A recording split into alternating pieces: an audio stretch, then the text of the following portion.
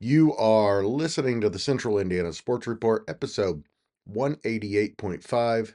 Michelle Garmon previews IU's women against Maryland. Later Thursday, if all goes according to plan, Grant Schaus will break down Indiana's big 83-78 victory over Penn State on Wednesday evening. You're listening to the Central Indiana Sports Report with your host, Greg Mengels. Welcome, IU fans, to the Central Indiana Sports Report here for our women's college preview, IU versus Maryland, a big game in the Big Ten. Of course, IU's women are having a pretty good season, 17-10 overall, 9-7 in the Big Ten, comfortably in the NCAA tournament. If you're above 500 in the Big Ten, I think you're pretty comfortably in the NCAA tournament. But big game on Thursday against Maryland at home, 19th ranked Maryland. What do you want to see from this game, Michelle? Well, first of all, it's senior night at IU, and I will say this: I think that I've been to senior nights for the men and for the women, and I've been to senior nights at other, like at Purdue and everything. And no offense, but I do think Indiana University is great the way they do senior night for women and men. I mean, I'm going to guess that some of the other sports is probably just as fantastic. It's like I said, nobody does college graduation better than the University of Texas in Austin. I know. My niece graduated from there. I flew down there. I was there it was almost like a week-long celebration, but I could only be there for like the last 3 days of it. But no one does college graduation better than UT. And I think, hard-pressed to find another university that does it better, maybe as well, but so it's a senior night. So I expect a large crowd. It's Maryland. It's a big game. Since Hamilton Southeastern did not make the 4A state title game, I would not be at all shocked if if a bunch of basketball players from Hamilton Southeastern are in the stands.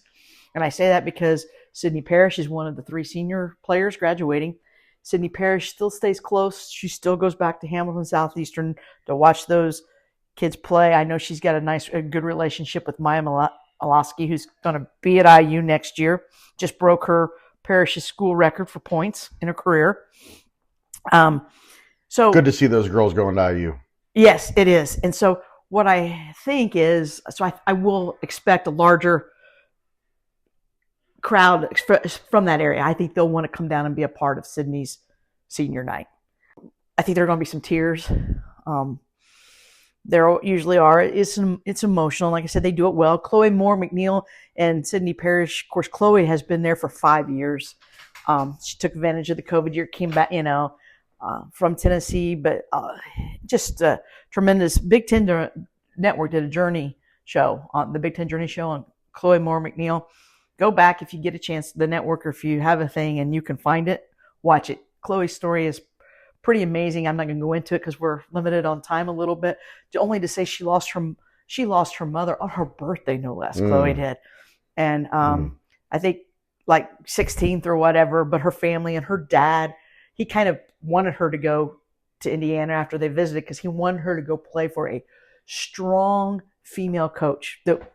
Compassion too. He wanted Starfield love, but he wanted a good female role model, strong, person. And so, what an honor for Terry. And and her and Chloe have a special relationship. I think Terry has a good relationship with all of our players, actually. And then Caroline Strickland, the graduate or the 5th-year transfer this year from Tennessee. She's the other senior player.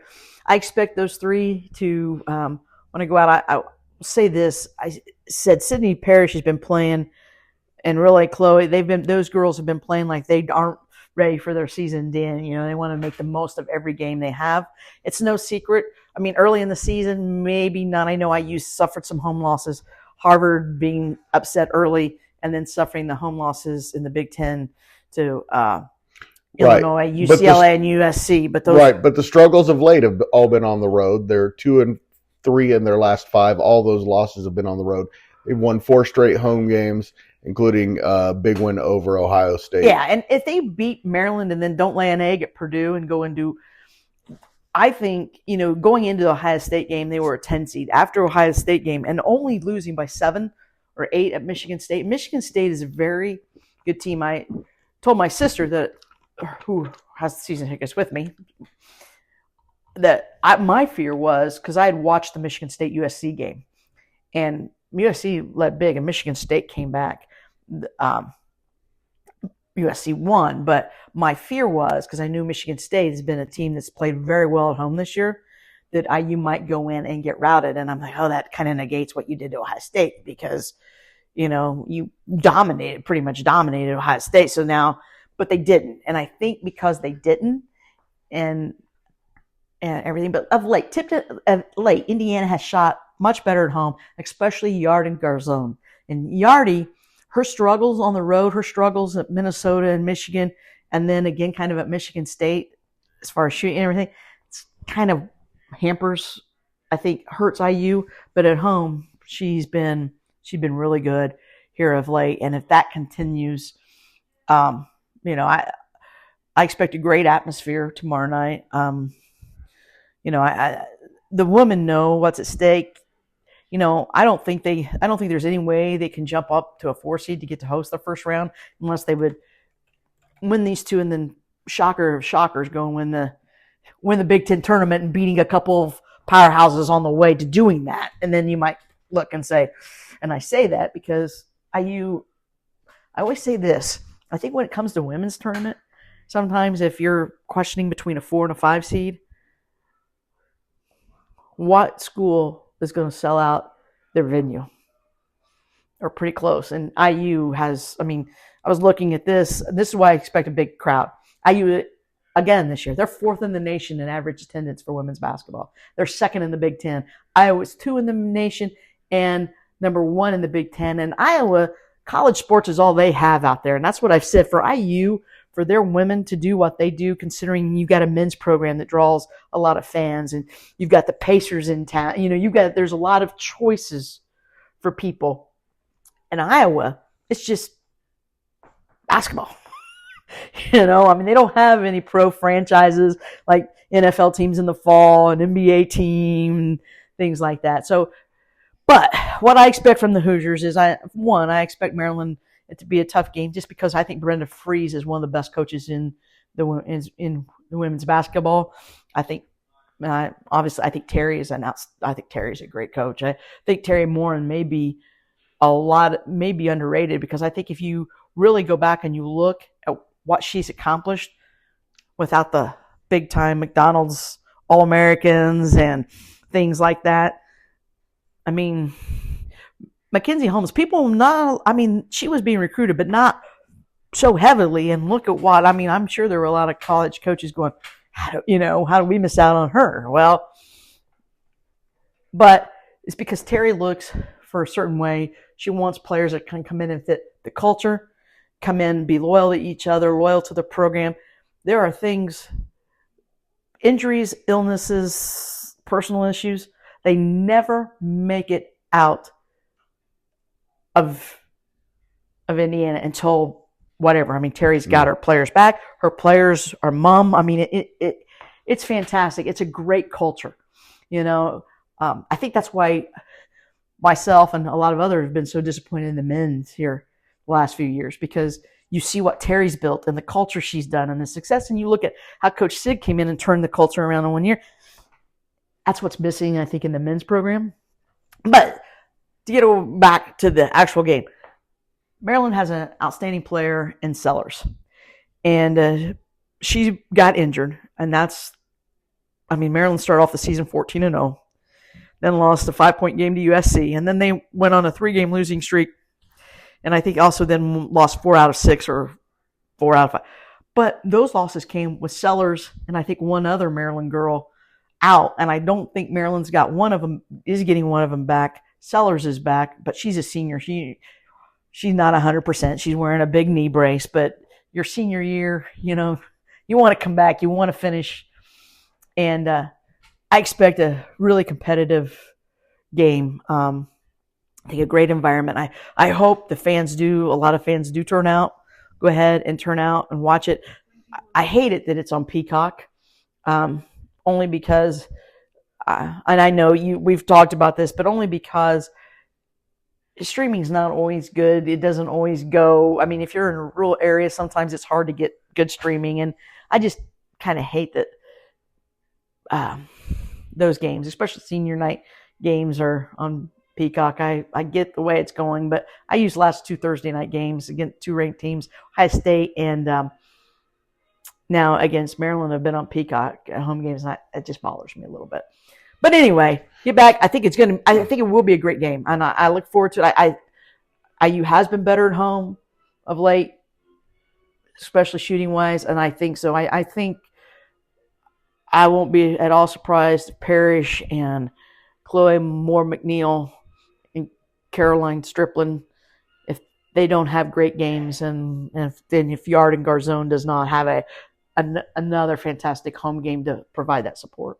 Let's look real fast at the Big Ten standings. USC is 25-2 and 16-1 in the conference. UCLA, who I think you like better than USC, is 26-1, 15-1. No one else has a chance in the regular season, but Ohio State's third at 12-4. Maryland fourth at 11-5. Then Illinois, Michigan State, Oregon, and then Indiana's a half game behind Oregon and a full game behind Michigan and Michigan State. UCLA, the best team? This is what UCLA and USC close out against each other. I mean, that's USC beat UCLA the first time. I don't know that that'll happen this weekend on Sunday when they end the season. If UCLA gets to play physical, meaning if they allow the game to be very physical, then they're the best team. If it's not real physical, I mean, if they don't allow it, I mean, Lauren Betts hasn't been in foul trouble very many games this year, but yet, trust me, I've seen her in person. She's really, really good. By the way, she's coming back next year. She'll be a senior. Her sister, she's going to get to play with her sister, who's a 6'4", will be a 6'4" freshman next year. So you talk about they're going to stay tall and physical. Let's go this way. USC has the better overall guards. UCLA, I think, has the better overall front court. So if UCLA can play physical, and it can be a physical game to where their front court is not in foul trouble, and then if Kiki Rice in the backcourt do all right, they're fine. They're both, I mean, USC, UCLA, but yeah, I probably like UCLA just maybe a smidgen better right now. Just they're the best team in the country. Oh, I know you like Notre Dame a lot. I do. I watched Notre Dame, North Carolina State, and Notre Dame got beat in double overtime. And I still like Notre Dame. I always say it takes great guard play to win a national championship. I really do believe that, but I also believe in the women's game. It's nice to have a really good front court player too. I'm not with Notre Dame kind of there. I'm not sure that they have that centerpiece, but when it comes to guard play with Hidalgo and Miles, those are the 2 best guards in America. I know everybody loves Juju Watkins, and don't get me wrong, because Juju is good, but Miles and Hidalgo are two-way all the time. I mean, they play great defense. They play great offense. And you know what Juju Watkins has on them? She's like 5 inches, 5 inches taller than them. And that's what she has when it comes to, right. That's what she has on them. But don't get me wrong, Juju Watkins, yeah, I'd put her as the 3rd best guard in the country. But I like Notre Dame's as the 2 best. I will say this. I think the women's tournament's going to be interesting because Connecticut is healthy. Azzy Fudd is back. She's playing well. And they just got another player back that hadn't played like in a year and a half because of injuries. So UConn is UConn. And, Becker, so they'll still be a player as long as those Fudd and the player that just came back, as long as they can stay healthy. Mm-hmm. Because Fudd makes UConn just a different team. She's a really good guard herself. It helped when she's in there. It really alleviates pressure off of Paige Buchers.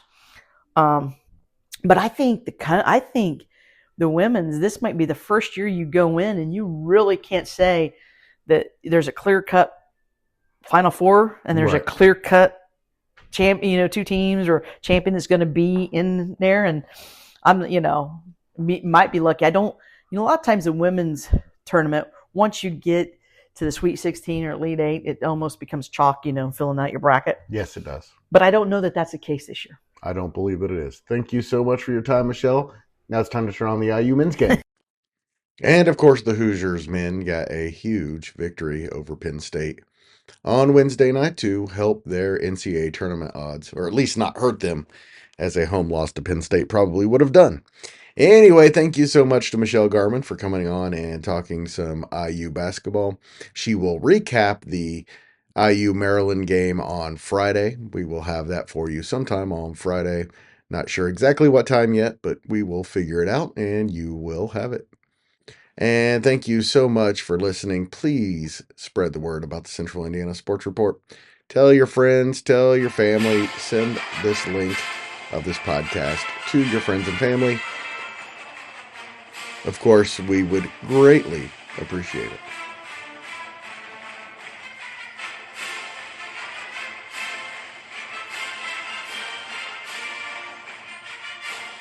The Central Indiana Sports Report is a product of IPG Media, and I love Susan.